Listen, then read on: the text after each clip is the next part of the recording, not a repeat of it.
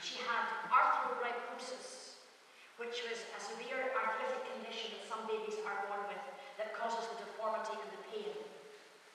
And she also had another, it's a big long name, I won't bore you with the science of it, but it's like floppy muscle syndrome. She had no muscle tone whatsoever. So they had to have her lying on her face and her saliva running out onto a tissue, or she would choke on her saliva. She couldn't suck, she couldn't swallow, she couldn't move her eyes, she just couldn't move.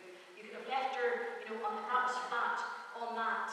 You could back in 24 hours and she would still have not moved one fraction of an inch. And we were, had to be, took on all the usual garb to go into the intensive care.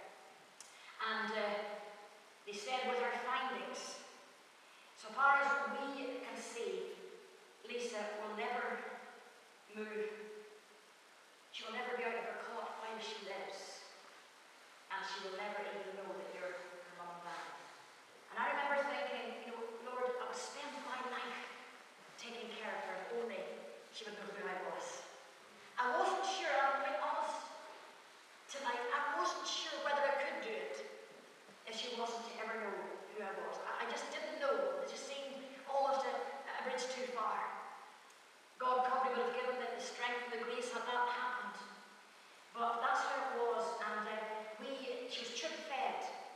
And then one day, I think five-ish weeks later, we were up, we milked the cows, then we went up and spent the whole day learning how to tube feed her and spending time there, and then we come back down to do the evening milking, and that's just how it was day after day after day. And this day we went up, and the sister came to the little hatch where she usually handed out our gowns and our masks. She said, we were trying to reach you, no mobiles in those days, and you were left home. And here's her words. Lisa swallowed half a teaspoonful of milk today. Now, you might say no big deal, but it was a big deal to us. Yeah.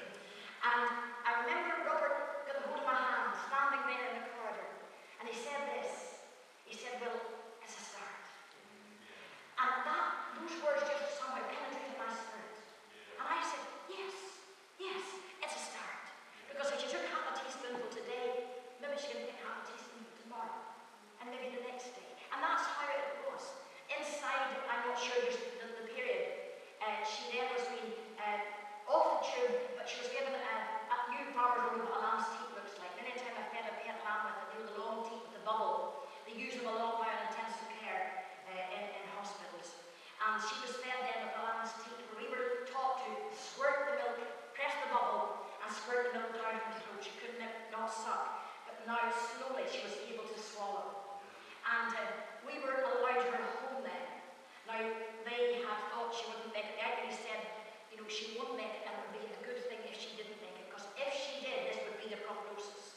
And they wanted her home they thought, well, these are people who care much for her. She'll have a good home to die with her family.